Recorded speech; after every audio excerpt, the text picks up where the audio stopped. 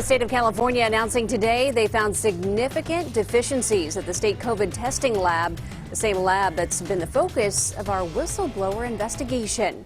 But they say these findings are separate from the state's ongoing investigation into those new whistleblower allegations. CBS 13 investigative reporter Julie Watts says reaction from the whistleblowers. Yeah, the state cited significant deficiencies found during a routine inspection of the CDPH PerkinElmer lab back in December.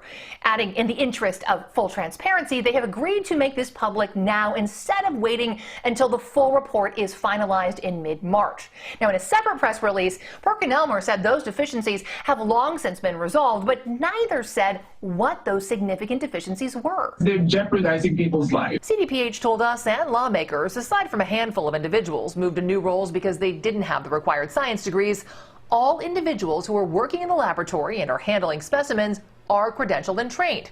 But as we told CDPH back on Super Bowl Sunday, this competency tracker from an internal audit indicates hundreds of employees had not been signed off for competency, which is required by law.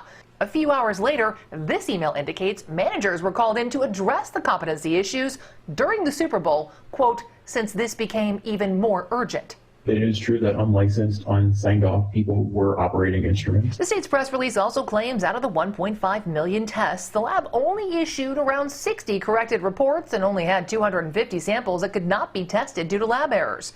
Whistleblowers dispute those totals and point to the more than 50,000 results between December and January alone that didn't reveal if the person actually had COVID, including inconclusive, invalid, or lost samples.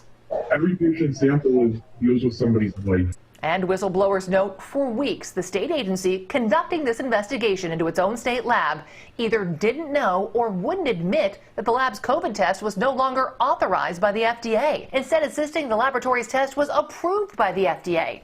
It wasn't until we sent them proof from the FDA that the state's public health agency suddenly changed its response, claiming it was mistaken. They later pointed to a clause in the $1.7 billion contract that allows them to make changes, but the contract also requires changes be made in writing, which the state has not made public.